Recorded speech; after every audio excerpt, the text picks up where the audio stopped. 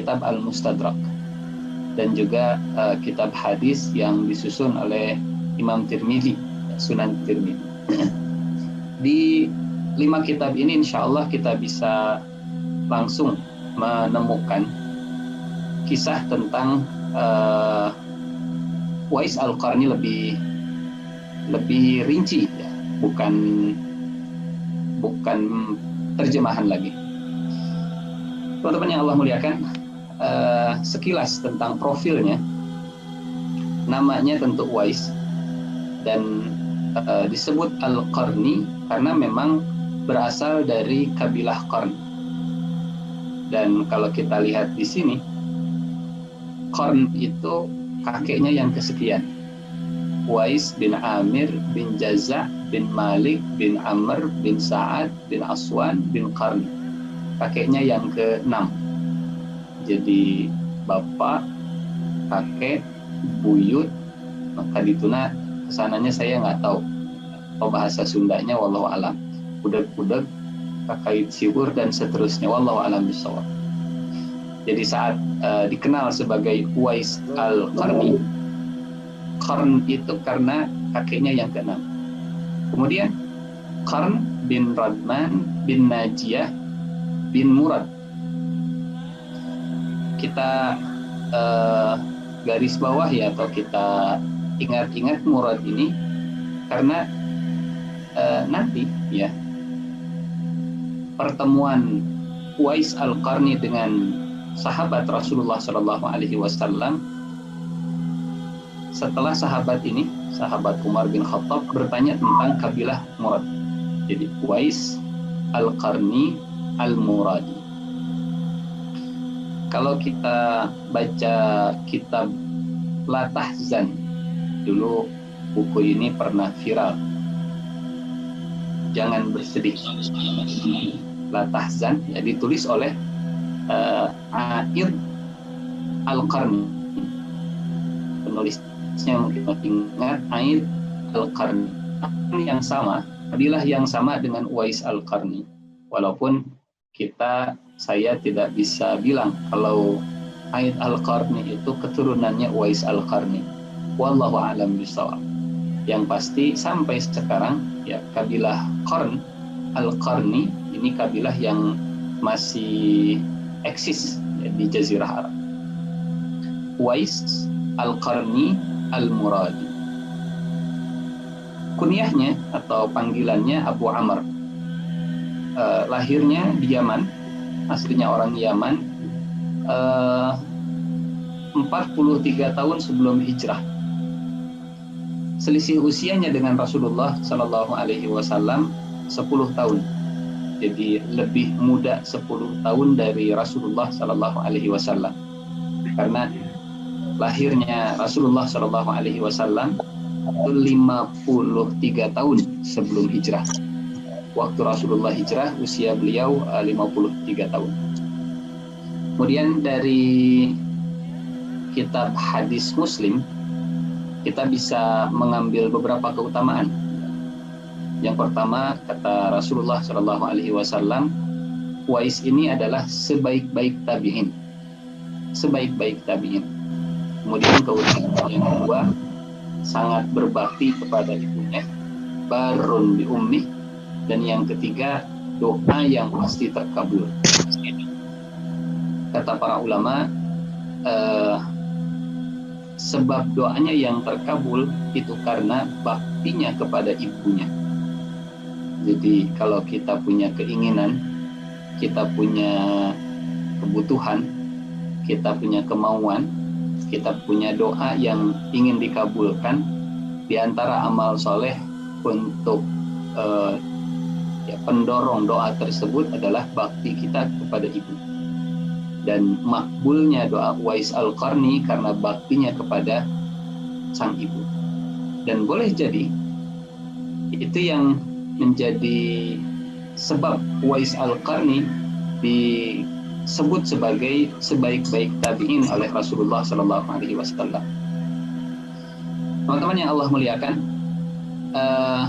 ada yang mesti kita tegaskan tentang makna tabi'in, definisi tabi'in. Karena ada perbedaan antara sahabat dengan tabi'in.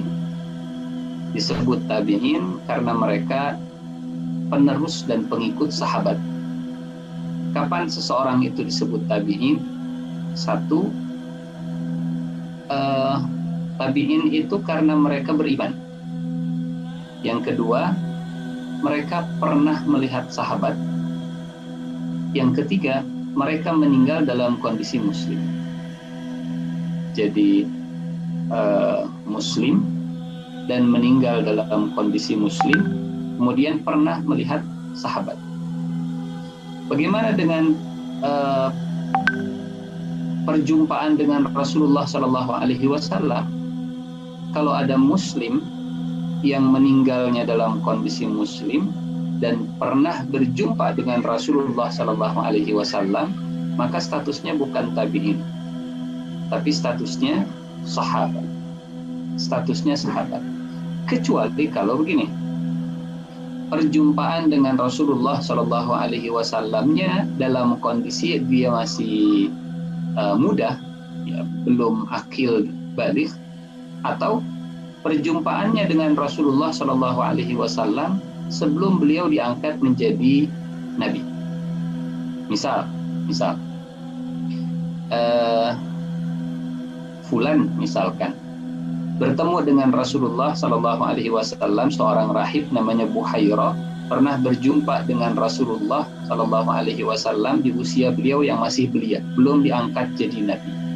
Nah, rahib atau pendeta Buhairah meskipun pernah berjumpa dengan nabi, tapi tidak bisa disebut sebagai sahabat. Kapan disebut sahabat? Kalau pernah berjumpa. Dan berjumpa itu bukan berarti melihat, karena ada sahabat yang berjumpa dengan Rasulullah SAW tapi nggak melihat Rasulullah karena tunanetra. Contohnya Abdullah bin Ummi Maktum berjumpa dengan Nabi tapi tidak melihat Nabi. Nah, Uwais Al-Qarni masuk dalam golongan tabi'in. Di sini artinya kalau kita mengatakan Uwais Al-Qarni adalah tabi'in, Uwais Al-Qarni tidak pernah berjumpa dengan Rasulullah SAW atau berjumpa dengan Rasulullah SAW dalam kondisi Uwais masih belum beriman. Contoh misalnya, ada tabi'in namanya Musanna bin Harithah. Musanna bin Harithah. Hampir saja Musanna bin Harithah ini jadi sahabat. Hampir saja ya, Musanna bin Harithah jadi sahabat. Jadi waktu musim haji, Musanna bin Harithah ketemu Rasulullah SAW. Tapi Musanna bin Harithah tidak masuk Islam. Sudah diajak, sudah didakwahi, tapi Musanna nggak masuk Islam. Baru masuk Islam setelah Rasulullah SAW meninggal dunia. Nah, statusnya Musanna bin Harithah ini tabi'in, bukan sahabat, karena berjumpa dengan Rasulullah dalam kondisi bukan muslim. Jadi ada dua kemungkinan. Apakah Uwais Al-Qarni pernah berjumpa dengan Rasulullah? Kalaupun pernah berjumpa dengan Rasulullah, pasti dalam kondisi belum beriman. Karena kalau Uwais Al-Qarni pernah berjumpa dengan Rasulullah dalam kondisi beriman, statusnya bukan tabi'in, tapi statusnya sahabat. Hadis riwayat Muslim, kata Rasulullah SAW, Uwais baik-baik tabi'in, sangat berbakti kepada ibu dan doanya pasti terkabul. Wafat di tahun 37 Hijriah dalam perang Siffin di Kufah.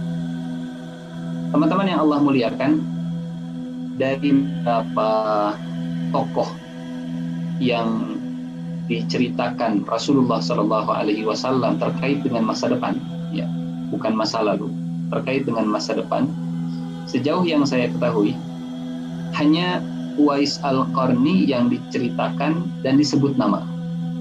Contoh misalnya begini, penakluk Konstantinopel. Rasulullah tidak menyebut siapa namanya. Rasulullah tidak menyebut negara asalnya. Rasulullah tidak menyebut apa kabilahnya. Rasulullah hanya menyebut sifat-sifatnya. sebaik-baik pemimpin dan sebaik-baik pasukan.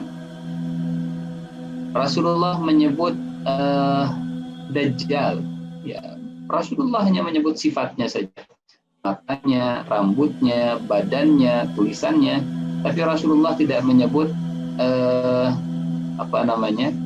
namanya siapa, karena Dajjal ini julukannya, nama panggilan dari orang tuanya siapa, wallahu a'lam bishawab.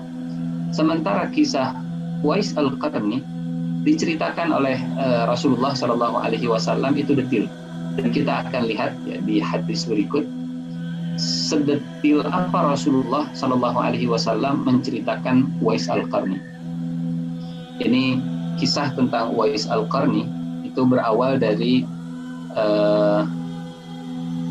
Rasulullah Shallallahu Alaihi Wasallam dengan Abu Hurairah. Yang menceritakan hadis ini Abu Hurairah, ya, yang pertama kali mendengarkan nama Uwais Al-Qarni itu Abu Hurairah. Jadi kata Abu Hurairah, waktu kami duduk-duduk bainama Rasulullah fi halaqatin fi ashabi, saat Rasulullah itu di halaqah, di kumpulan dengan para sahabatnya, tiba-tiba kata Rasulullah, besok ada laki-laki yang akan sholat bersama kalian, dan laki-laki itu termasuk ahli surga. Ini kisah awal mula Rasulullah menceritakan Uwais Al-Qarni. Besok ada laki-laki ahli surga yang akan sholat bersama kalian. Siapa yang akan sholat bersama atau siapa ahli surga yang dimaksud?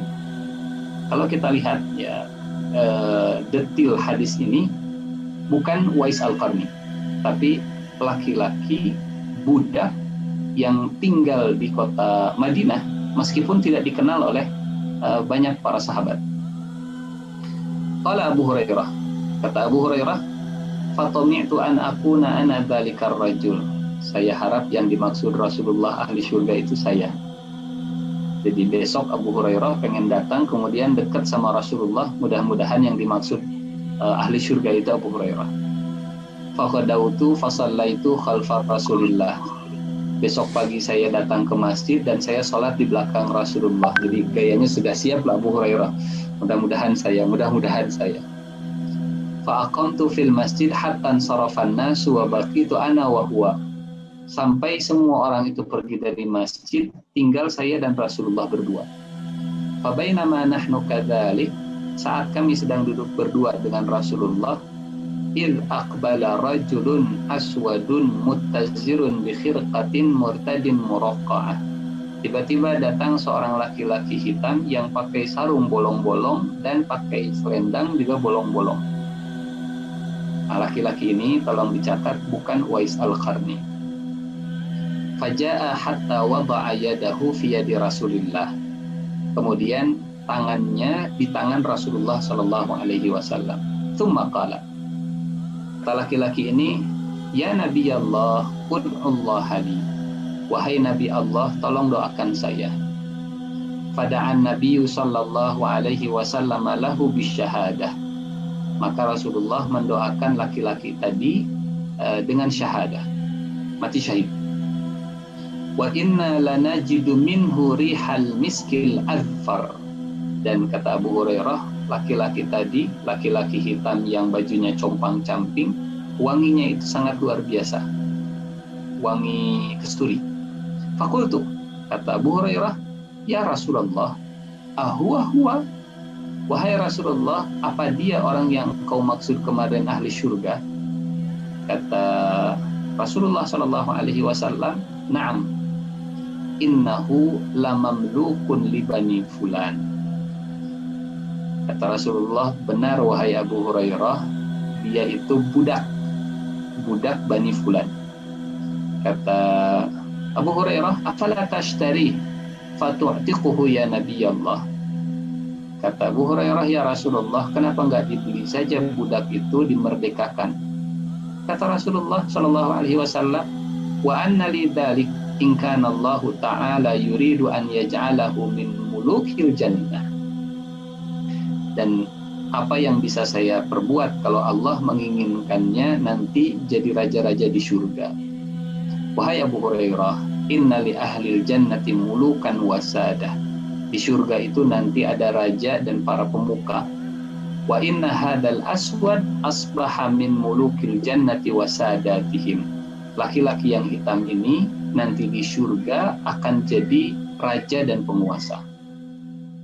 Jadi kalau di Amerika sekarang sedang rame Black Lives Matter, di hadis ini Rasulullah sudah mengangkat 1400 tahun yang lalu, barangkali di dunia ada yang dianggap rendah, tapi nanti di surga mereka akan jadi penguasa dan tuan tanah di surga. Bilal bin Rabah ya diperintahkan naik ke atas Ka'bah mengumandangkan kalimat azan di depan orang-orang Mekah yang mereka sangat kental dengan rasisme.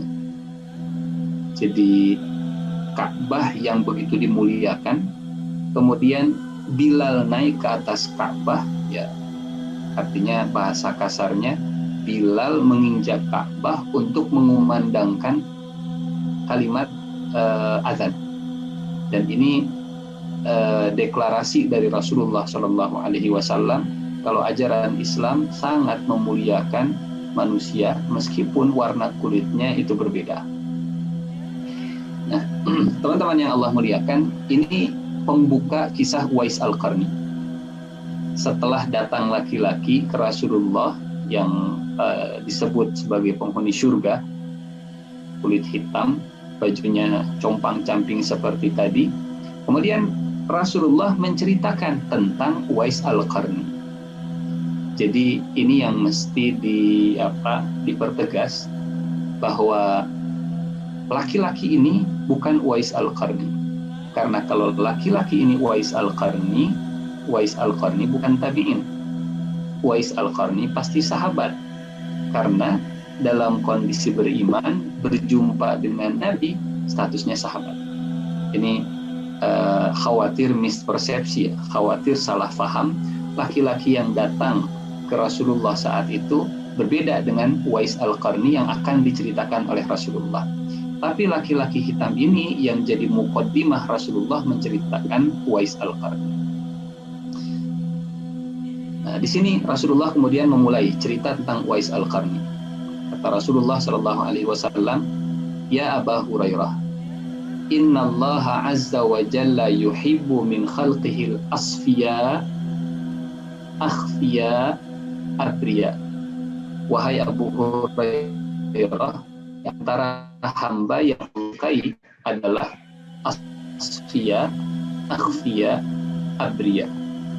Apa itu asfiya? Orang-orang yang tulus.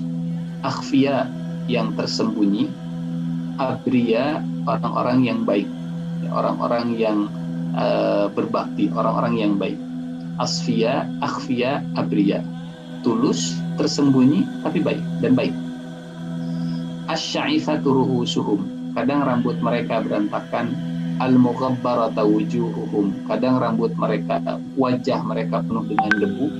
Al-khamisata butunuhum min kasbil halal, kadang perut mereka kelaparan demi menjaga dari penghasilan yang halal.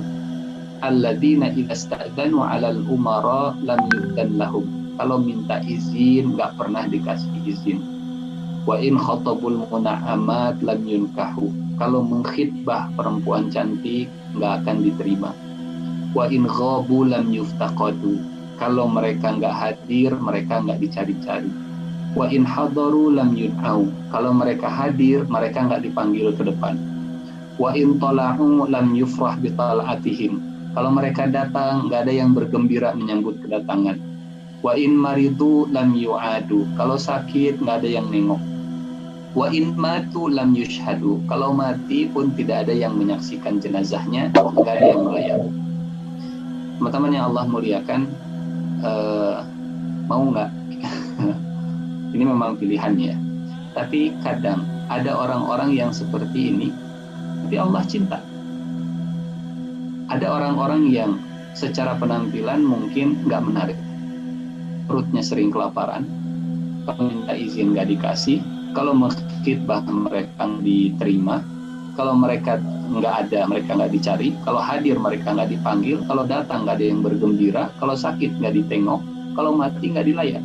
Tapi Allah cinta. Tapi Allah cinta. Boleh jadi, tidak menutup kemungkinan yang sebaliknya justru Allah benci. Boleh jadi, yang boleh jadi. Ini karakter Asfiya, Akhfiya, Abriya. Asfiya, Akhfiya, Abriya.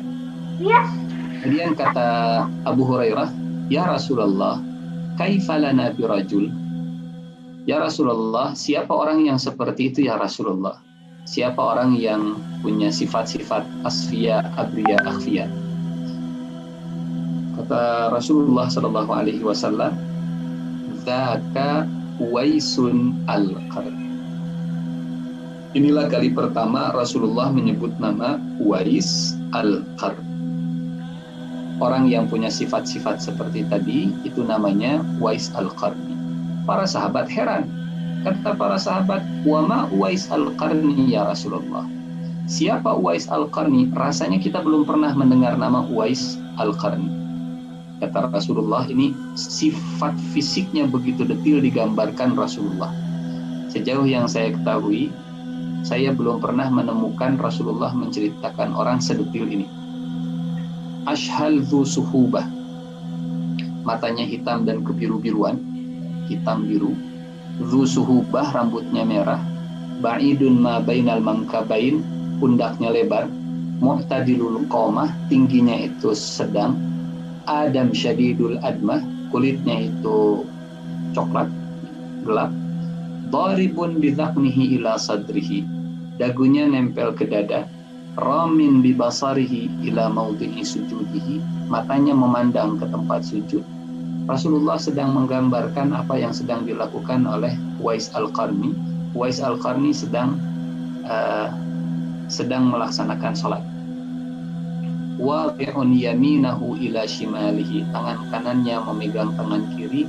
Yatlul Quran yabki ala nafsih, membaca Al-Quran dan menangis dalam kesendirian. Tidak dianggap oleh orang, tapi bisa menikmati bacaan Al-Quran sampai nangis. Ini kadang kalau lagi bareng-bareng bacaan imamnya enak, mungkin gampang kita nangis. Kanan kiri misalnya lagi mabit, lagi qiyam bersama, ya berjamaah, kanan nangis, kiri nangis, depan nangis, belakang nangis, banyak orang tuh nangis, jadi we nangis.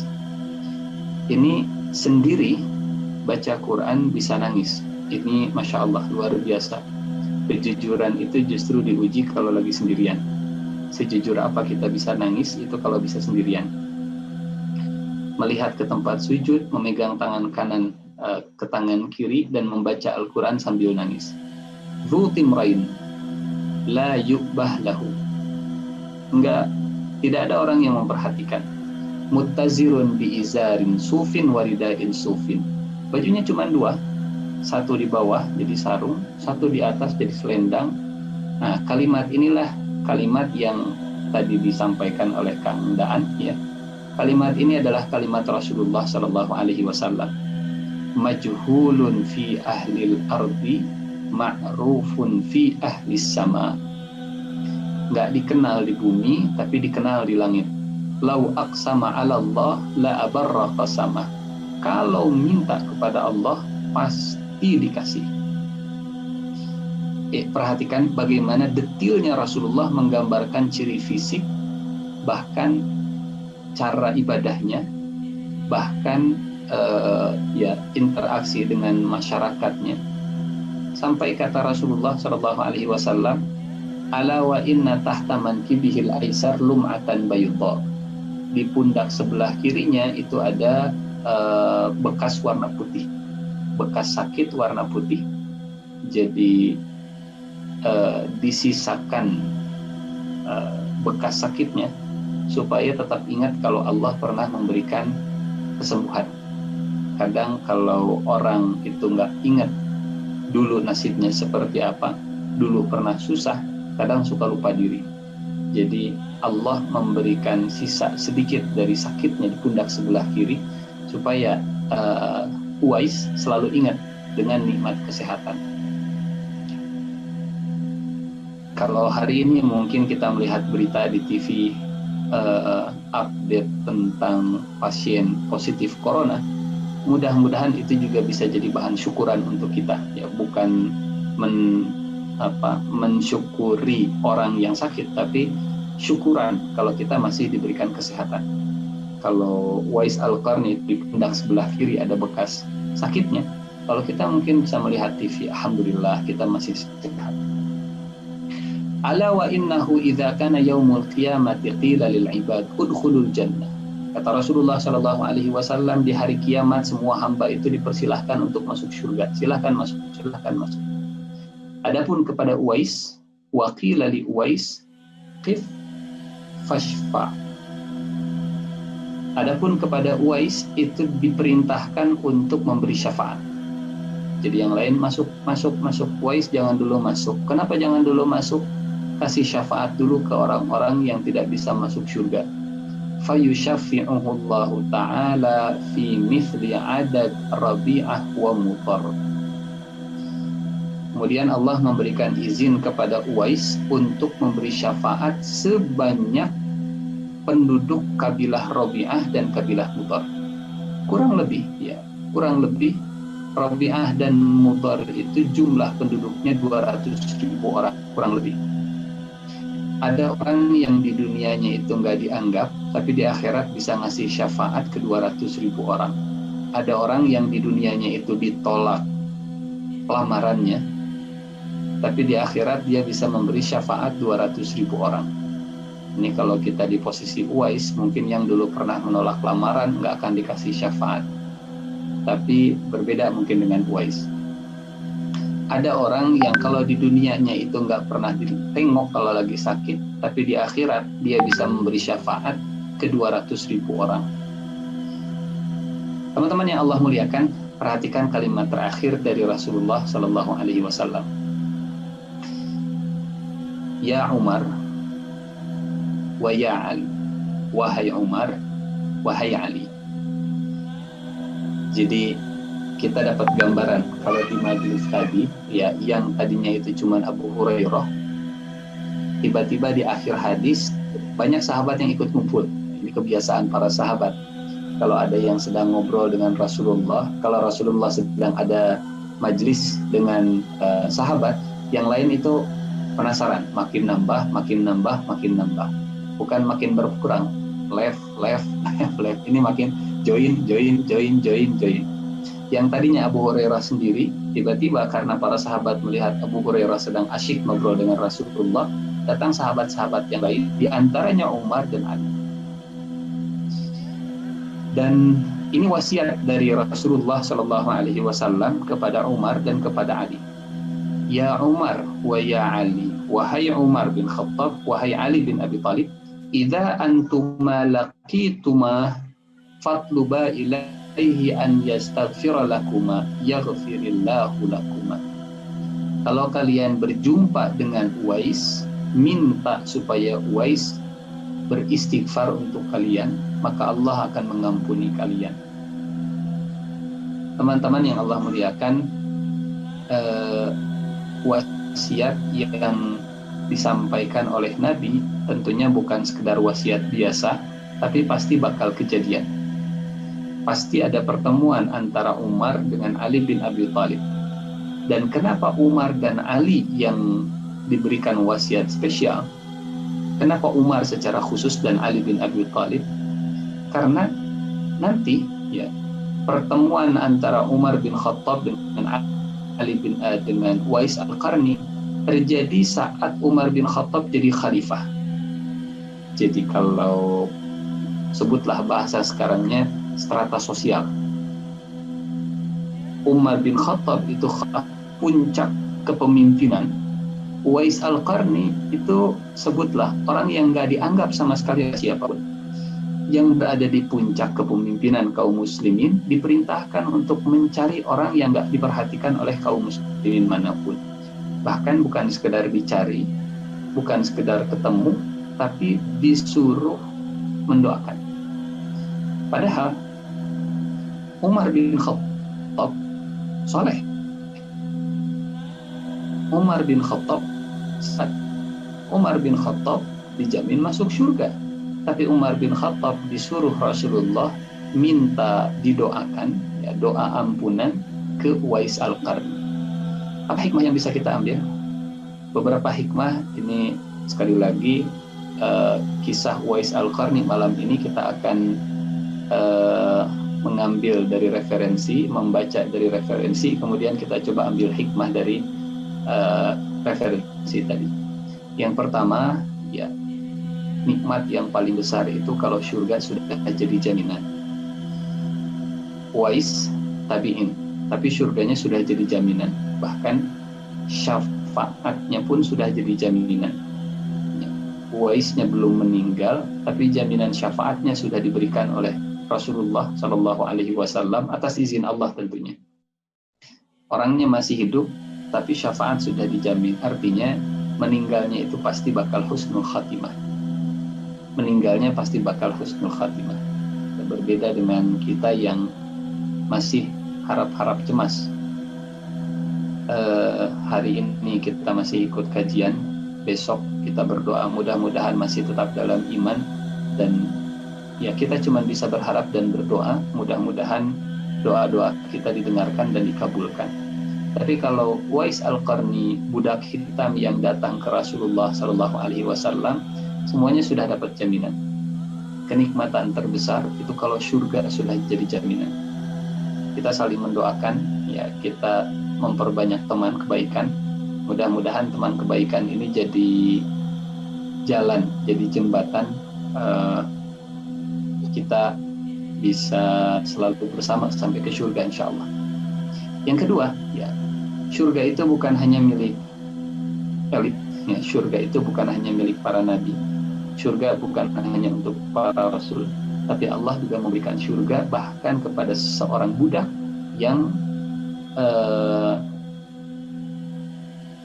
dulu, ya, saat itu warna kulit itu sangat jadi concern, ya, budak hitam pun Allah masukkan ke dalam surga. Kemudian yang ketiga, hikmah yang bisa kita ambil, ya, ada perbedaan ukuran antara kemuliaan dunia dan kemuliaan akhirat. Kadang ada orang yang di dunianya itu tidak dianggap mulia, tapi di akhirat, di sisi Allah Subhanahu wa Ta'ala, orang ini mulia. Dalam surat Abasa misalnya, Rasulullah Shallallahu Alaihi Wasallam pernah ditegur saat beliau berhadapan dengan dua jenis manusia, ya, dua kalangan. Yang pertama kafir, tapi mereka menguasa, ya, berkuasa.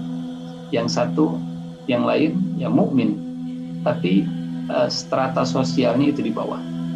Dan Rasulullah sangat memperhatikan yang berkuasa dengan harapan mereka bisa beriman, dengan harapan kekuasaannya bisa bermanfaat untuk agama. Dan Rasulullah bermuka masam, ya, berpaling dari orang mukmin tadi. Ditegurlah Rasulullah saat itu dengan turunnya surat Abasa, ya, Abasa wa tawalla ajahul a'ma wa ma yudrika la'allahu yazakka aw yadhakkaru fatanfa'ahu dzikra, dan seterusnya. Allah ingin mengingatkan kepada kita sebagai orang yang beriman, kadang kemuliaan dunia itu ukurannya berbeda dengan kemuliaan akhirat. Kalau sabdanya Rasulullah Shallallahu Alaihi Wasallam, Innallaha la yanzuru ila suwarikum wala ila amwalikum wala ila ajsamikum walakin yanzuru ila qulubikum wa a'malikum. Allah nggak memperhatikan harta, Allah tidak akan memperhatikan penampilan, Allah tidak akan memperhatikan rupa. Yang Allah perhatikan adalah hati dan amal kita. Di akhirat juga kita nggak akan dihisab dengan fisik, ya. Kunaon deplek eta, misalnya, kunaon hidung, kenapa matanya botak, kenapa misalkan nggak jenggotan, kenapa misalnya pesek, dan seterusnya, itu nggak akan dihisab di akhiratnya. Teman-teman yang Allah muliakan,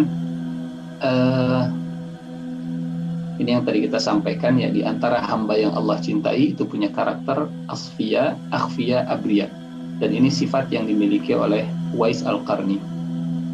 Cirinya asfiya, akhfiya, abriya, kadang penampilan fisiknya tidak menarik, tapi punten, ya, nanti di akhir kita akan sampaikan satu kesimpulan. Kenapa Rasulullah Shallallahu Alaihi Wasallam memerintahkan Umar untuk bertemu atau minta doa kepada Uwais Al-Qarni?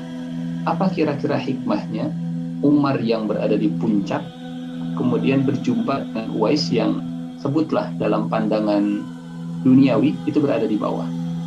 Karena meskipun penampilan fisik itu tidak dipandang oleh Allah Subhanahu wa taala, tapi kadang dalam kepentingan dakwah, kalau seseorang dikaruniai oleh Allah fisik yang menarik, itu bisa jadi daya tarik tersendiri. Contoh misalnya dalam surat Al-Muddathir, ada ayat ya ayyuhal muddathir qum fa'anzir wa rabbaka fakabbir wa thiyabaka fatahhir, dan pakaianmu maka bersihkanlah. Kemudian di hadis yang lain Rasulullah juga menyebutkan innallaha jamilun yuhibbul jamal. Jadi saat itu Rasulullah sedang cerita tentang sombong. Kata Rasulullah, nggak akan masuk surga orang yang di dalam hatinya ada sekecil zarrah kesombongan. Kata para sahabat, ya Rasulullah, gimana dengan orang yang senang dengan sendalnya yang bagus, kemudian ontanya yang bagus, dan pakaiannya yang bagus? Ya Rasulullah, apakah itu termasuk sombong? Kata Rasulullah, innallaha jamilun yuhibbul jamal. Apa maknanya? Penampilan yang menarik kalau digunakan di jalan Allah, Allah suka. Tapi bukan berarti fisik yang tidak menarik itu Allah nggak suka. Karena ada juga orang-orang yang dicintai oleh Allah yang punya karakter asfiya, akhfiya, abriya, yang sifat-sifatnya salah satunya penampilan fisik yang tidak menarik.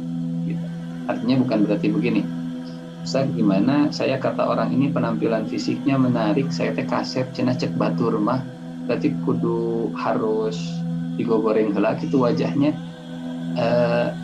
Jangan mispersepsi ya kesimpulannya.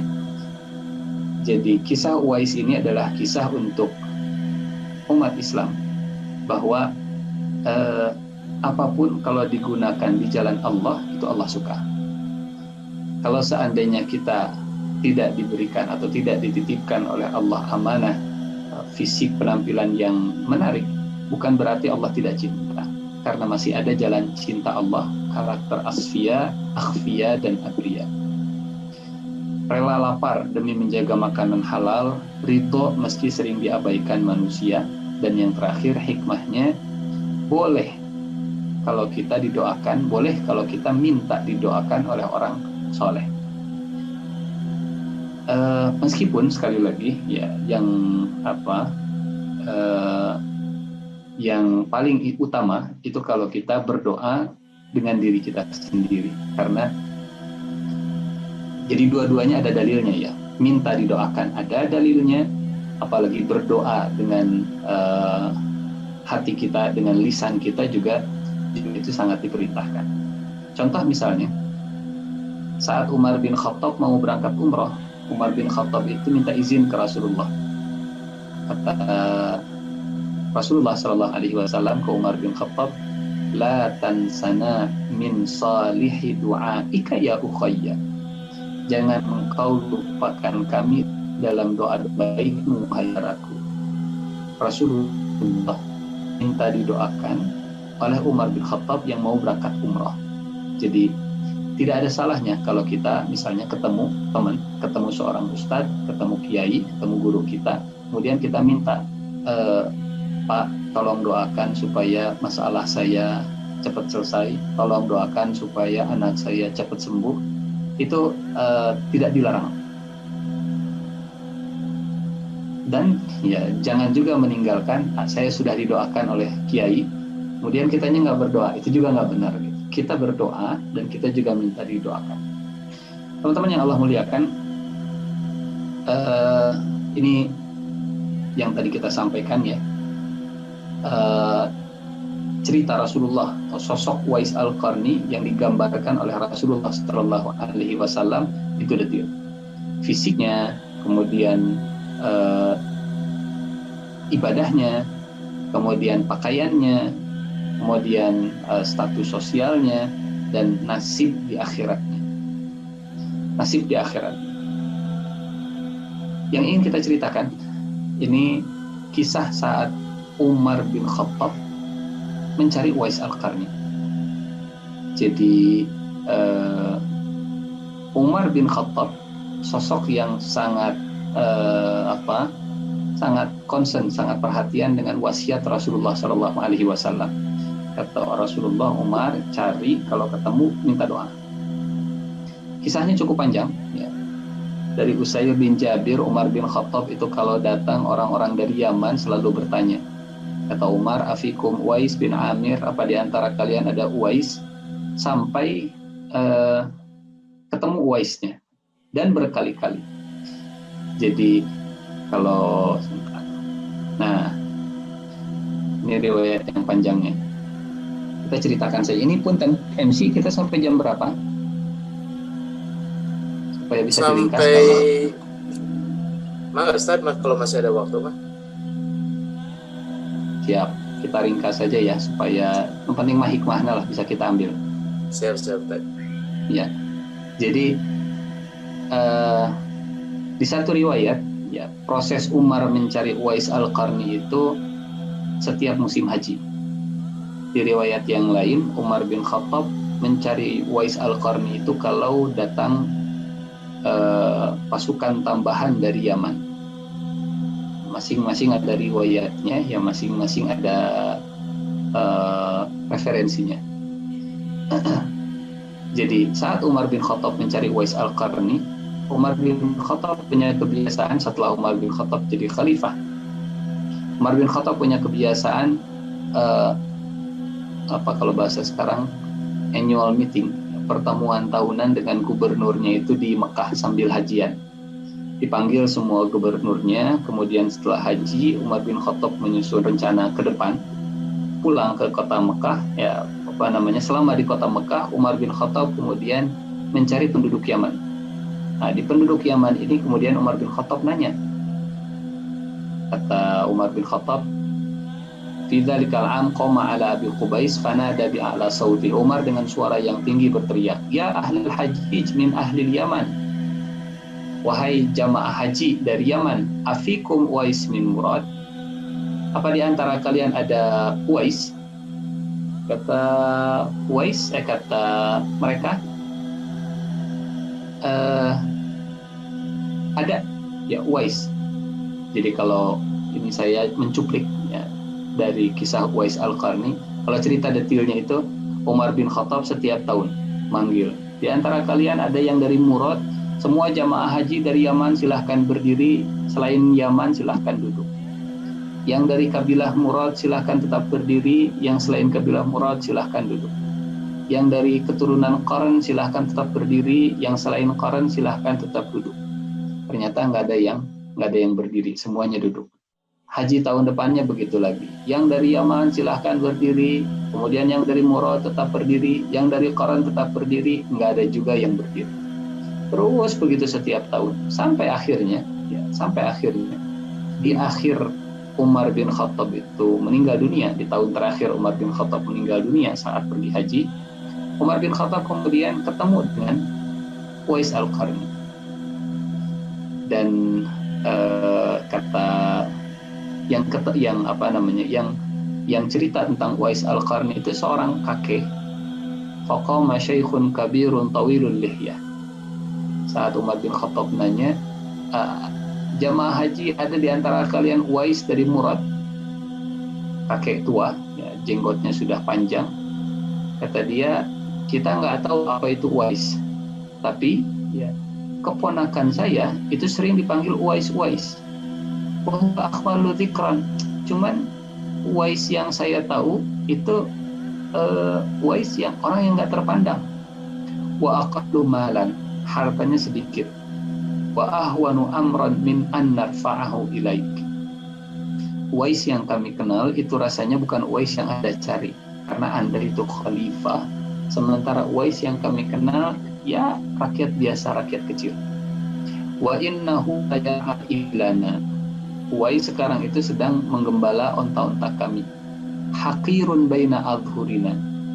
Dia orang rendah di antara kami. Orang yang direndahkan itu nanti di akhirat adalah orang yang akan memberi syafaat. Orang yang direndahkan oleh si kakek tua ini, pamannya ini, ternyata orang yang akan memberikan syafaat di akhirat sebanyak 200.000 orang, kurang lebih. Fa'amma alaihi Umar. Umar kemudian mengabaikan kalimat tadi, dia belum tahu kakek tua ini.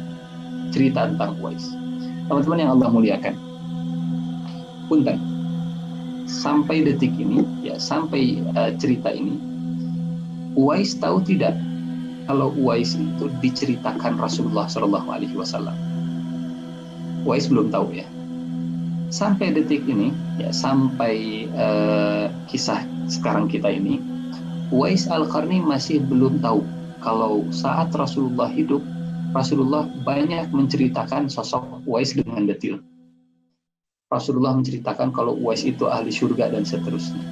Siapa yang menceritakan Uwais tentang kisah Rasulullah? Umar bin Khattab ke Uwais. Umar bin Khattab ketemu Uwais. Umar bin Khattab yang menceritakan hadis-hadis tentang Uwais. Kemudian kata periwayat hadis ini, akhirnya Umar bin Khattab mencari Uwais Al-Qarni, dan Uwais Al-Qarni saat ketemu dengan Umar bin Khattab itu menarik. Kata Umar dan kata Ali, Assalamualaikum warahmatullahi wabarakatuh. Fakhafafa Uwaisun as-salah. Uwais sedang sholat persis seperti kondisi yang digambarkan Rasulullah. Ininya nempel ke dadanya, dagunya nempel ke dada, tangannya megang, kemudian sambil menangis. Uwais kemudian mempercepat sholatnya. Kemudian kata Uwais, Assalamualaikum warahmatullahi wabarakatuh. Kata Umar dan Ali bin Abi Thalib, Manir rajul? Boleh kami tahu Anda siapa? Kata Uwais, Ra'i ibil wa ajiru qaum. Saya cuman seorang penggembala onta. Saya cuman pekerja kaum saya. Kata Umar dan kata Ali, Lasna nas'aluka 'anir ri'ayah wala an ijarah. Bukan pekerjaan yang kami tanya. Mas muka nama. Kata Uwais, Abdullah. Saya Abdullah. Sampai namanya saja itu berusaha untuk disembunyikan. Saya Abdullah. Saya hamba Allah. Kata Umar, kata Ali, Alimna anna ahla samawati wal ardi kulluhum abidullah. Kami tahu semua penduduk langit dan bumi itu semuanya hamba Allah. Famasmuka alladhi sammatka ummuk. Nama yang dikasih oleh ibumu siapa? Kata Uwais, Ya hadan, ma turidani ilayya. Anda berdua ada keperluan dengan saya. Jadi nama malah balik nanya. Ini asfi khfiya abriya. Kata Umar, kata Ali bin Abi Thalib, wasafa lana Rasulullah sallallahu alaihi wasallam. Rasulullah memberikan sifat kepada kami tentang sosok yang bernama Uwais Al-Qarni. Faqad arafna suhubata wasyuhul. Dan yang kami lihat pada diri Anda, rambut Anda merah, mata Anda hitam biru, ciri-cirinya tepat dengan Anda. Jadi yang menyebut nama justru malah Umar dan Ali bin Abi Thalib. Umar dan Ali bin Abi Thalib. Wa akhbarana anna tahta mankibikal aisar lum'atan bayda fa'udhihha lana. Rambutnya sudah sama, matanya sudah sama. Kemudian kata Nabi, di pundak sebelah kiri ada bekas penyakit dan bekas warna putih. Boleh kami lihat? Fa in kana bika fa anta huwa. Kalau memang di pundak sebelah kiri ada, berarti Anda yang kami cari, Anda Uwais Al-Qarni. Fa awdaha mankibahu fa idzal lum'ah. Dibuka oleh Uwais Al-Qarni, ternyata ada. Fabdara faqabbala. Umar dan Ali bin Abi Thalib langsung mencium tangannya Uwais Al-Qarni. Kata Umar dan Ali, nashhad annaka Uwaisun Al-Qarni. Nashhad annaka Uwaisun Al-Qarni. Teman-teman yang Allah muliakan, punten. Tolong bayangkan kalau kita jadi Uwais Al-Qarni. Punten. Kalau kita jadi Uwais, kemudian kata Umar dan Ali, Anda ini pernah diceritakan Rasulullah, Anda ini orang yang luar biasa, Anda ini orang yang berbakti, Anda ini orang yang soleh, Anda ini orang yang akan mendapatkan syafaat di akhirat. Kira-kira perasaan yang muncul dalam hati kita akan seperti apa? Kira-kira komentar kita akan seperti apa? Karena baru kali ini Uwais Al-Qarni mengetahui kalau Rasulullah memuji-muji ya dirinya saat Rasulullah masih hidup. Baru kali ini. Mungkin kalau kita di posisi Uwais Al-Qarni, kita akan bilang aing teh atuh. Saya teh atuh. Saha heula atuh saya, dan seterusnya. Tapi ya ini cerita tentang Uwais. Ini bukan cerita tentang kita. Kata Umar dan Ali, fastaghfir lana yaghfirillahu lak. Tolong mintakan ampunan untuk kami, mudah-mudahan Allah mengampunimu. Kata Uwais, ma ana akhussu bistighfari nafsi wala ahadan min waladi Adam walakinnahu fil barri wal bahri wal mu'minina wal mu'minati wal muslimina wal muslimat. Saya mengkhususkan istighfar untuk seseorang, tapi saya akan beristighfar untuk seluruh makhluk yang ada di muka bumi. Kemudian kata Uwais, ya hadan, qad asharallahu lakuma hali wa arrafakuma amri, faman antuma. Anda berdua tahu tentang saya, tapi saya tidak tahu tentang Anda. Anda berdua siapa? Kata Ali bin Abi Thalib, amma hada fa Umar wa amma ana fa Ali. Ini Umar dan saya Ali. Fastawa Uwaisun qa'iman faqala assalamu alayka ya amiral mu'minin wa rahmatullahi wa barakatuh wa anta ya ibn Abi Thalib. Uwais langsung tegak berdiri karena ternyata yang ada di hadapannya itu Umar bin Khattab. Jadi Uwais yang karakternya asfiya, akhfiya, abriya, itu hadapan dengan orang yang tidak sombong dengan kekuasaan, tidak semena-mena dengan jabatannya, tidak ingin pamer dengan kekhalifahannya. Jadi enggak dari awal saya khalifah, anak KTP-nya tunjukkan gitunya. Enggak, tidak dimulai dengan cara seperti itu, dengan merendah di hadapan Uwais Al-Qarni.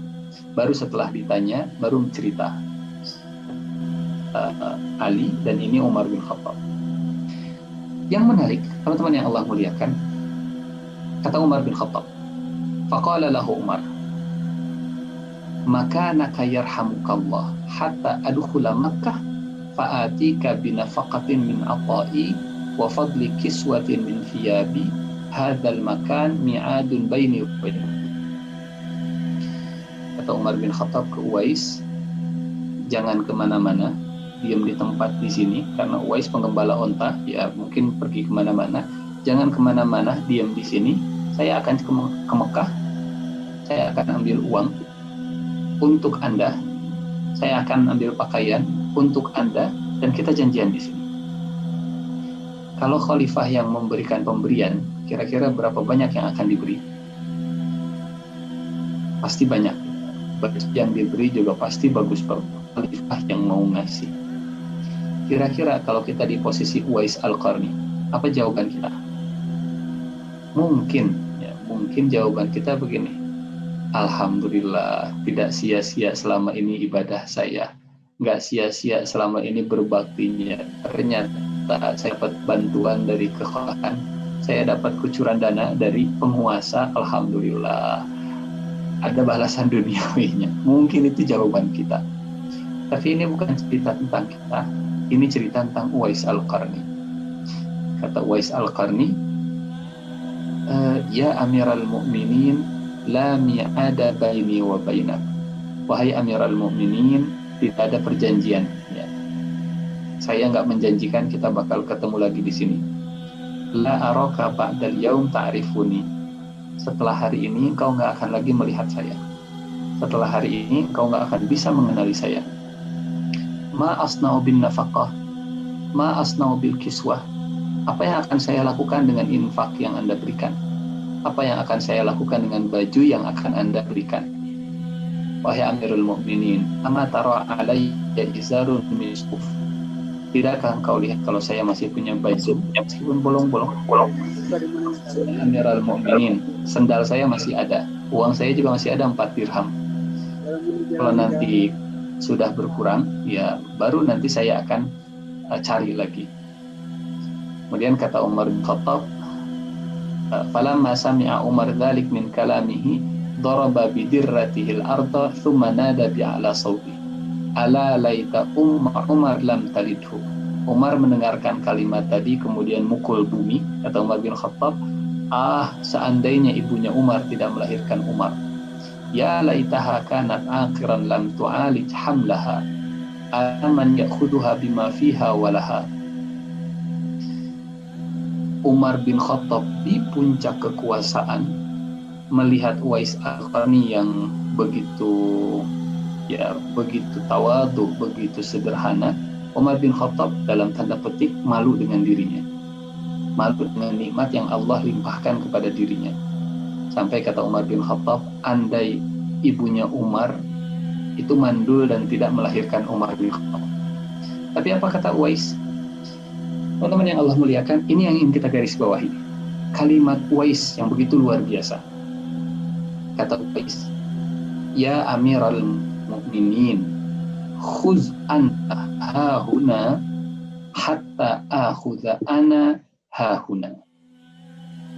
Khuz anta hahuna hatta akhudha ana hahuna. Apa maknanya? Wahai Amiral Mukminin, Allah telah menjadikan engkau di posisimu sekarang dan itu baik bagimu. Dan Allah telah menjadikan aku di posisiku sekarang dan itu baik bagiku. Karena Allah tahu kalau Allah menempatkanku di posisimu itu tidak baik bagiku, dan Allah juga tahu kalau engkau ditempatkan di posisiku itu tidak baik bagimu. Kalimatnya pendek tapi maknanya begitu dalam. Ya Amiral Mukminin, khuz anta hahuna hatta akhud ana hahuna. Ada orang yang memang ditempatkan oleh Allah Subhanahu wa Ta'ala itu di atas panggung, dan itu baik baginya karena mungkin manfaatnya akan jauh lebih banyak untuk orang lain. Ada orang yang memang ditempatkan oleh Allah Subhanahu wa Ta'ala seperti Uwais Al-Qarni. Kata Uwais, khud anta hahuna hatta akhudha ana hahuna. Dan saya di posisi ini, Anda di posisi sana. Anda baik di sana, saya baik di sini. Ini kalimat pendek dari Uwais Al-Qarni yang jadi nasihat untuk kita semua. Ternyata ya, jalan menuju Allah itu begitu banyak. Jalan menuju Allah begitu banyak. Hikmah yang bisa kita ambil ya, dari potongan kisah tadi, mukjizat Rasul tiap zaman akan diperlihatkan. Ya, di antaranya tadi mukjizat kalau Uwais Al-Qarni itu nyata. Kesungguhan mewujudkan perintah Rasulullah. Umar bin Khattab hidup dengan wasiat Rasulullah tadi dan berusaha untuk bertemu dengan sosok Uwais Al-Qarni. Persaudaraan akidah tidak dibatasi sekat geografis. Umar dari Madinah, sementara Uwais Al-Qarni dari Yaman. Kalau sekarang dengan sekat geografis itu harus pakai paspor dan seterusnya. Tapi persaudaraan akidah itu tidak pernah bisa dibatasi dengan batasan-batasan geografis. Yang keempat, tawadhu'nya Umar bin Khattab di puncak kekuasaan. Ya. Kemudian yang kelima, doa terbaik itu adalah doa meminta ampunan. Karena banyaknya amalan, kalau terlalu banyak kesalahan, juga nanti akan bocor. Ya. Ditimbang di akhirat, amal solehnya banyak, dosanya juga banyak. 0, nanti hitung-hitungannya, khawatir jadi 0. Apalagi kalau dosanya dosa ke orang lain, salahnya salah ke orang lain, dan kitanya belum sempat minta maaf, bangkrut. Berikutnya, di antara sebab ijabah doa itu bakti kepada orang tua. Pengorbanan karena Allah akan diganti dengan yang lebih baik. Apa maknanya? Uwais Al-Qarni, beliau beriman, ya, tapi beliau tidak berjumpa dengan Rasulullah SAW setelah beliau beriman. Kenapa? Karena beliau punya ibu yang tidak bisa ditinggalkan. Ini punten. Ini memang pilihan hidup. Kalau kita jadi Uwais, mana yang akan kita pilih? Meninggalkan orang tua untuk dapat gelar sahabat, atau tinggal bersama orang tua tapi kehilangan gelar sahabat? Saya kira yang mudah, ya. Uwais Al-Qarni tidak bisa meninggalkan orang tua karena orang tuanya butuh bantuan. Tapi dengan itu, Uwais Al-Qarni jadi kehilangan gelar sebagai seorang sahabat, menemani Rasulullah bersama dengan sahabat-sahabat yang lain. Ini yang kita maksud, berkorban karena Allah itu akan diganti dengan yang lebih baik. Hingga seorang sahabat yang berada di puncak kekuasaan dunia diwasiatkan oleh Rasulullah untuk menghormati Uwais Al-Qarni dan minta doa. Pengorbanan karena Allah selalu diganti dengan yang lebih baik. Man taraka syai'an lillah awwadahullahu khairan minhu. Itu hadisnya. Barang siapa yang meninggalkan sesuatu karena Allah, ya, jadi sahabat juga karena Allah, menemani ibu juga karena Allah, meninggalkan gelar sahabat karena menemani ibu, ini akan Allah ganti dengan yang lebih baik. Ini terjadi juga di kalangan para sahabat. Contoh misalnya, seorang pemuda datang ke Rasulullah. Ya Rasulullah, saya pengen berjihad. Kata Rasulullah, ibunya masih hidup? Kata tadi, ibu saya masih hidup. Kata Rasulullah, fafihi ma fajahid. Jihadlah dengan merawat ibumu.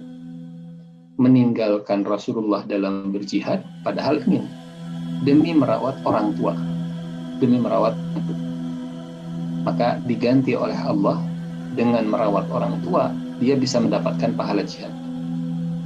Man taraka syai'an lillah Allahu khairan minhu. Yang terakhir, ini yang kita ingin garis bawahi, ya, kemuliaan akhirat bisa diraih dengan cara Umar atau cara Uwais.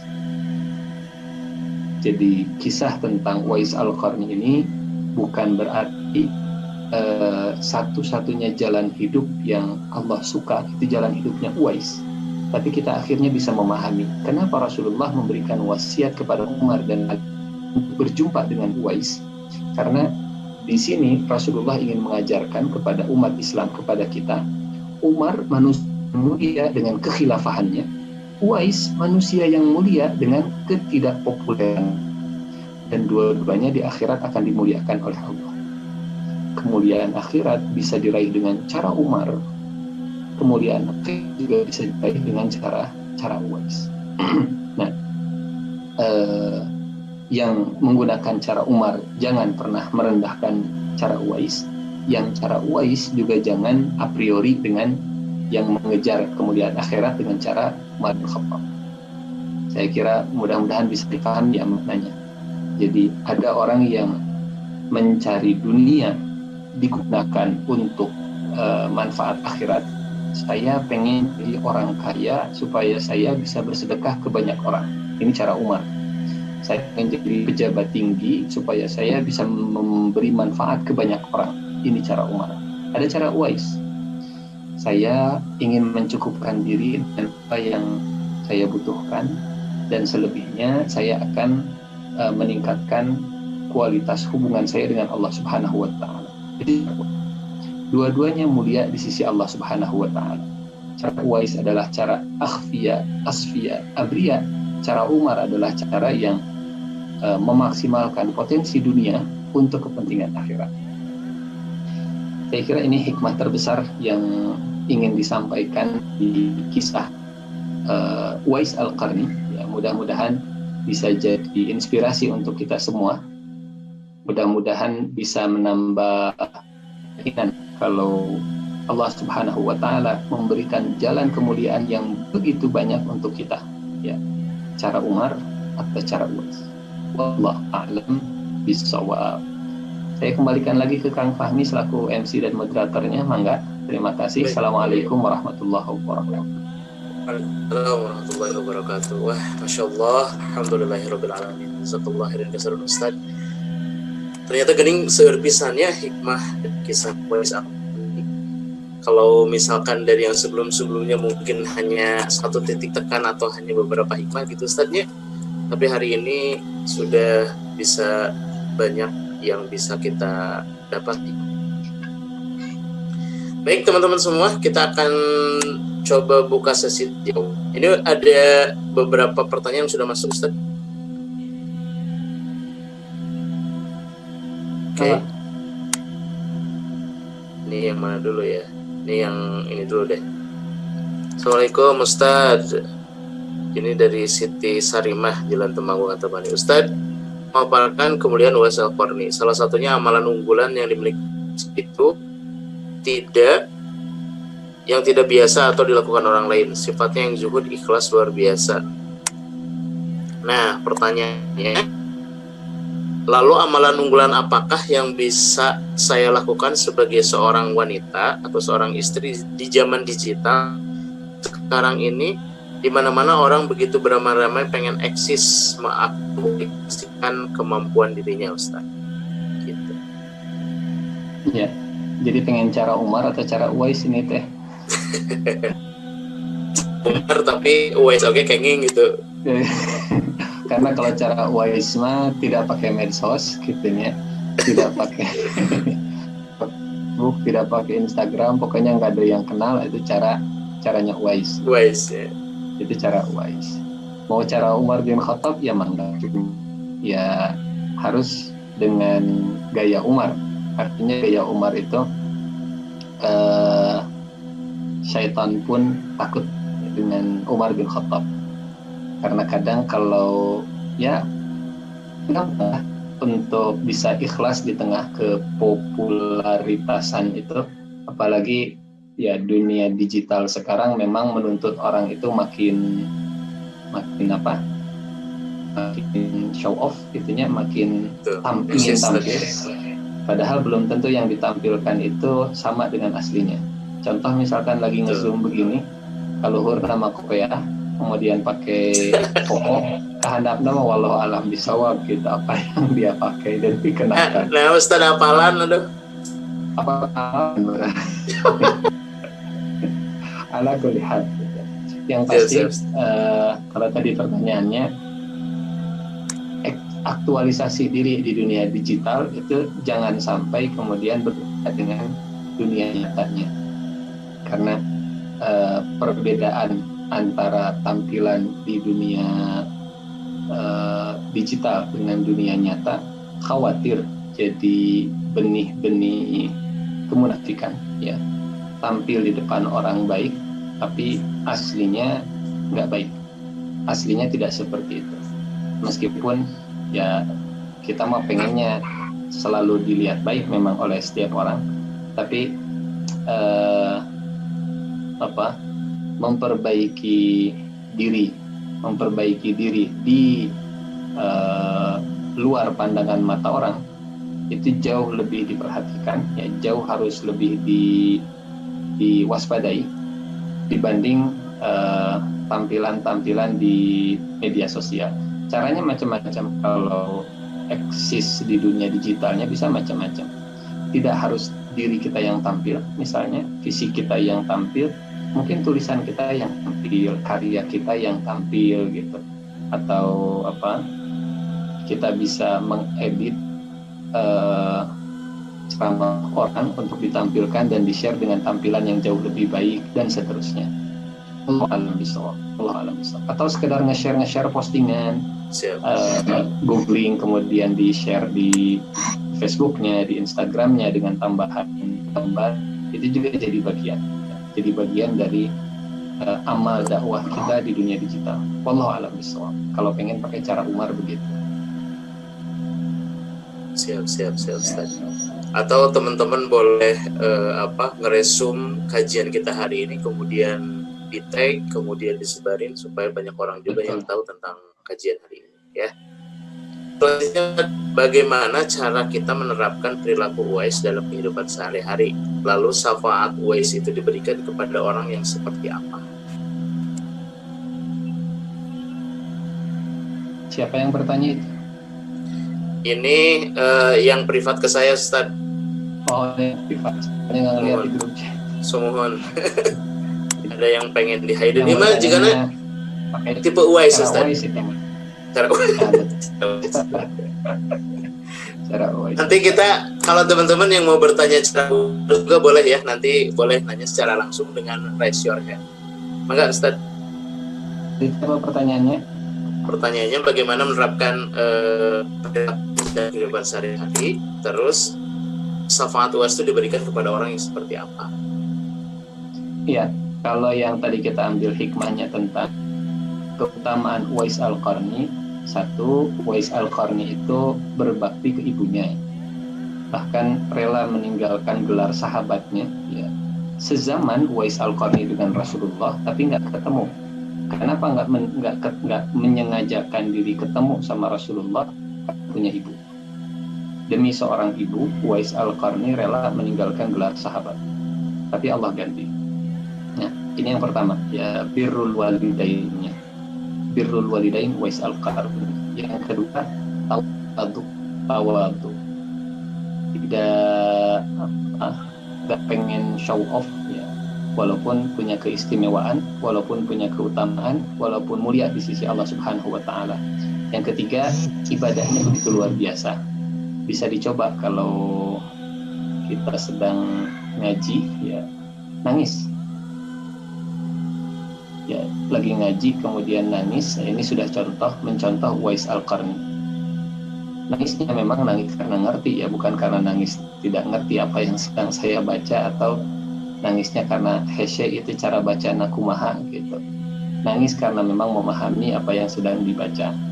Kemudian yang keempat, satu tadi Uwais Al-Qarni itu birrul walidainnya. Dua, Uwais Al-Qarni itu tawaduhnya. Tiga, Uwais Al-Qarni itu ibadahnya. Empat, Uwais Al-Qarni ini kerja kerasnya. Jadi tidak malu walaupun harus jadi penggembala onta, nggak ragu walaupun harus jadi pesuruh kaumnya. Kalau di Al-Quran ada contoh Nabi Musa yang jadi penggembala domba, yang jadi tukang suruh kaum Madian, ya. Padahal Nabi Musa itu mantan pangeran, biasa tinggal di istana dengan semua fasilitas, tapi nggak gengsi untuk jadi penggembala domba. Ini 4 hal yang mungkin bisa kita teladani dari sosok Uwais Al-Qarni. Kemudian yang kedua tadi pertanyaan tentang syafaat yang akan diberikan. Biasanya syafaat yang diberikan itu karena kesamaan amal. Biasanya karena kesamaan amal. Misal Al-Quran akan memberikan syafaat kepada siapa? Ya, kepada orang memang beramal dengan Al-Quran, membacanya. Majelis ilmu, teman yang sering ke majelis ilmu, teman dalam kebaikan, bisa jadi syafaat. Untuk siapa? Untuk orang yang memang selama di dunianya juga selalu bareng-bareng ke majelis ilmu, bareng-bareng dalam kebaikan. Jadi yang satu frekuensi, syafaatnya itu yang akan diberikan. Atau orang-orang yang berada di lingkungan terdekatnya. Seorang syahid misalnya yang meninggal dalam syahid, maka keluarga terdekatnya juga bisa dapat syafaat. Yang hafiz Quran misalnya, siapa yang bisa dapat syafaat? Orang tuanya, orang terdekatnya, atau orang-orang yang sefrekuensi dalam amal solehnya. Wallahu a'lam bishawab. Itu mungkin gampang. Siap Ustaz.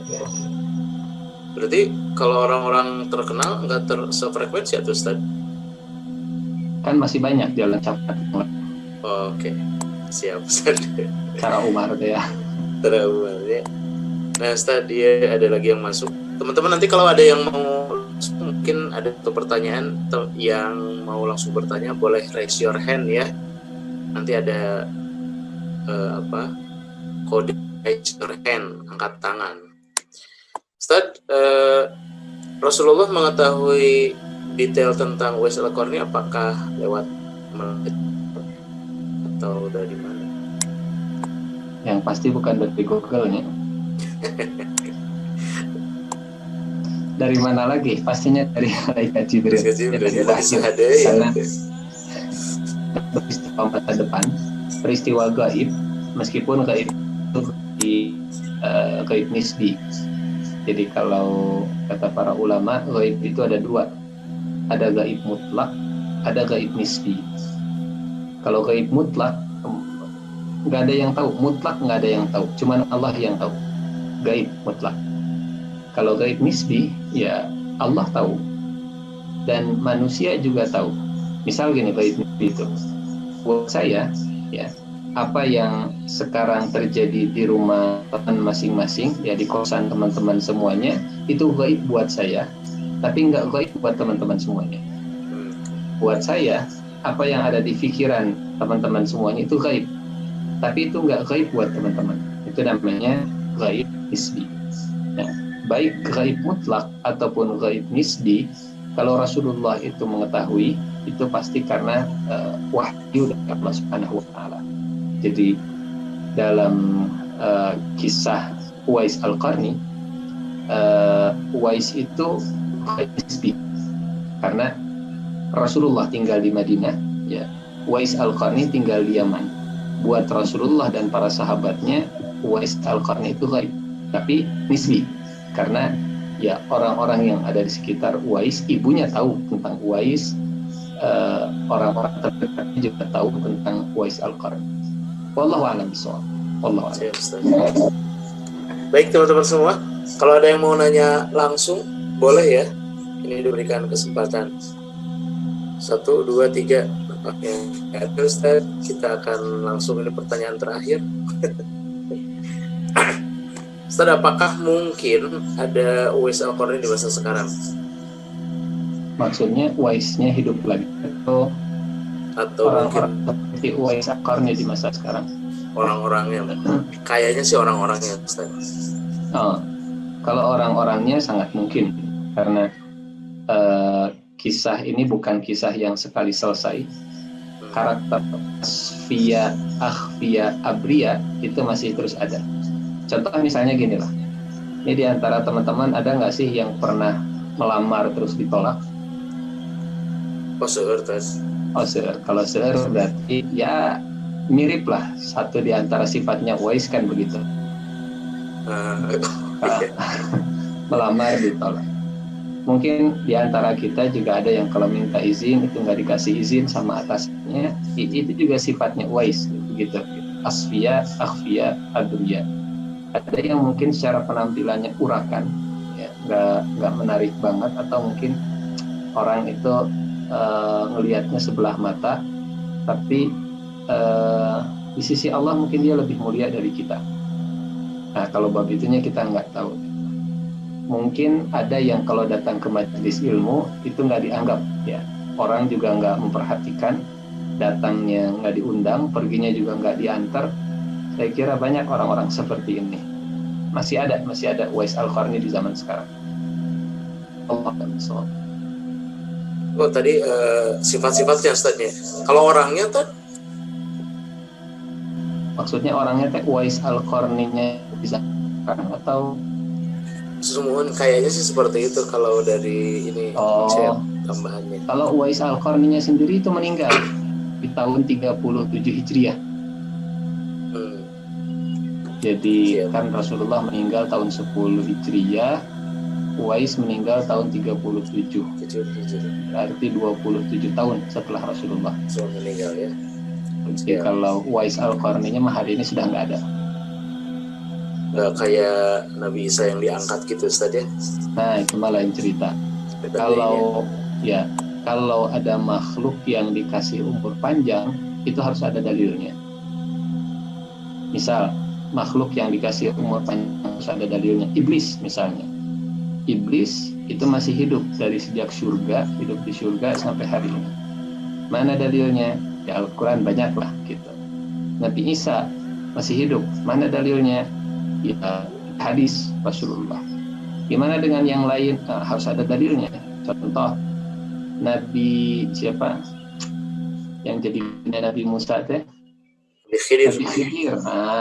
Nabi Khidir. Nabi Khidir masih ada nggak sampai sekarang? kalau bilang ada, harus ada dalilnya. Benar nggak dalam Al-Quran atau dalam hadis itu Allah atau Rasulullah menegaskan Khidir itu hidup sampai akhir zaman misalnya. Kalau ada ya bisa kita terima, kalau enggak ya umumnya setiap jiwa kullu nafsin za'iqatul maut. Kalau nggak ada dalilnya berarti sudah meninggal dunia. Wallahu a'lam bishawab. Siap, Ustaz. Baik, ini terakhir mungkin Ustaznya, pertanyaan satu lagi, bagaimana supaya istiqomah? Bentar, tadi kemana sih? Oh, bagaimana supaya istiqomah dengan cara Uwais maupun cara Umar, Ustaz? Istiqomah cara Uwais. Kalau cara Umar, ya tadi Umar bin Khattab itu punya pendamping Ali bin Abi Thalib. Karena ketenaran, popularitas, kalau nggak ada pendampingnya, kalau nggak ada teman yang ngingetinnya, yang kuat, ya, yang ngasih nasihat, yang yang selalu menjaga, gampang kepleset. Jadi setinggi-tingginya Umar bin Khattab, tetap Umar bin Khattab itu pengen bin Abi Thalib selalu ada di sampingnya. Sampai kata Umar bin Khattab, saya berlindung kepada Allah dari satu kondisi dan Abul Hasan tidak ada di samping saya. Abul Hasan itu Ali bin Abi Thalib. Jadi Umar sangat cinta kepada Ali, Ali juga sangat cinta kepada Umar bin Khattab. Keistiqomahan Umar itu karena ada pendamping yang bernama Ali bin Abi Thalib. Kalau ada orang yang mengaku cinta Ali bin Abi Thalib, nggak cinta ke Umar bin Khattab, itu jadi aneh. Karena Ali itu sahabat dekatnya Umar bin Khattab. Kalau ada orang yang mengaku pengikutnya Ali bin Abi Thalib, tapi tidak mau mengakui keutamaan Umar bin Khattab, itu juga perlu dipertanyakan.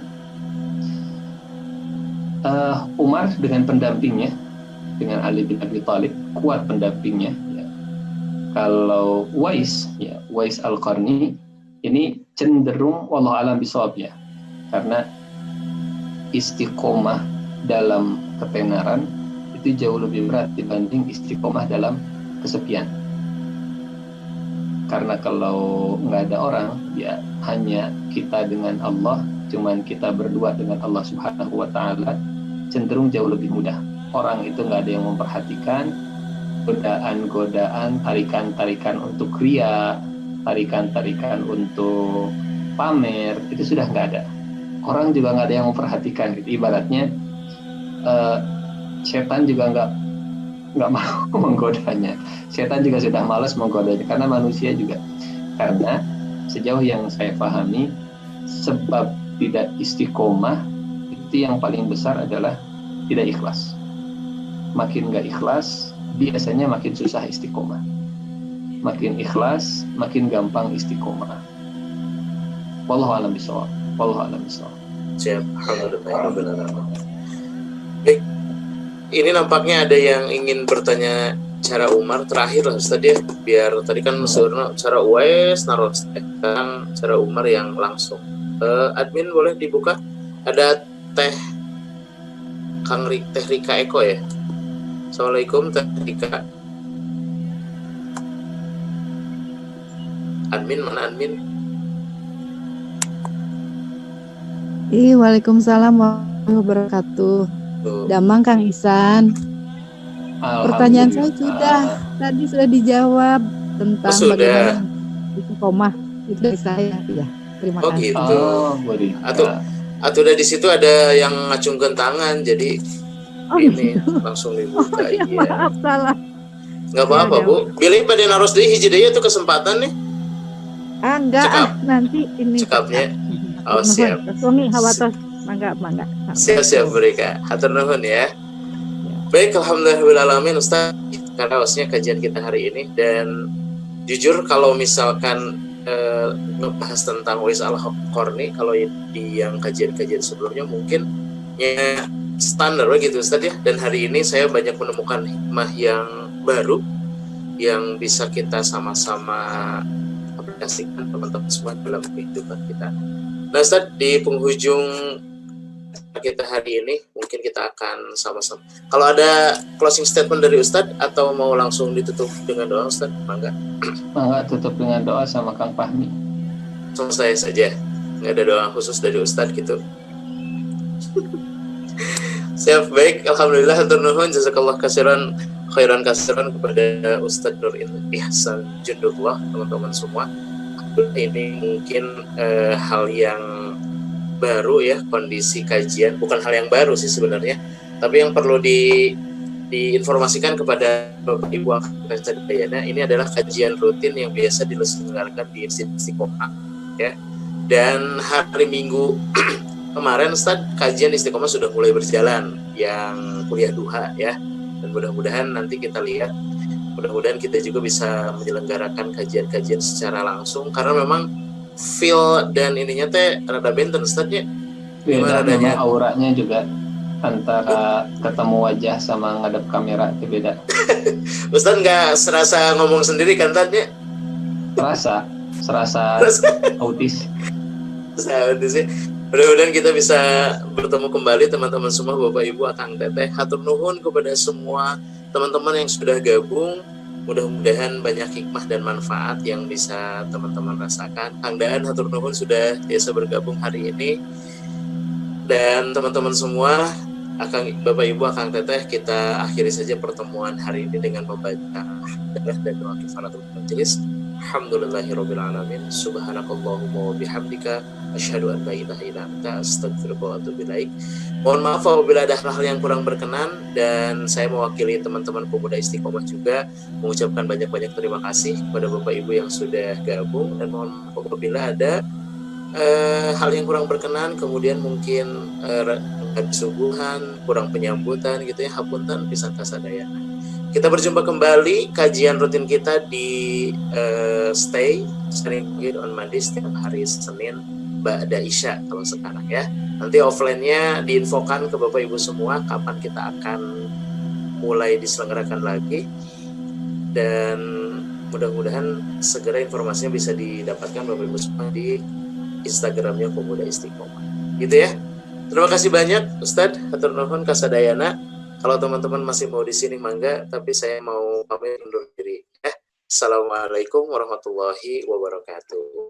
Waalaikumsalam warahmatullahi wabarakatuh. Saya oke pamitnya, mangga sadayana. Siap Ustaz. Oh, Ustaz.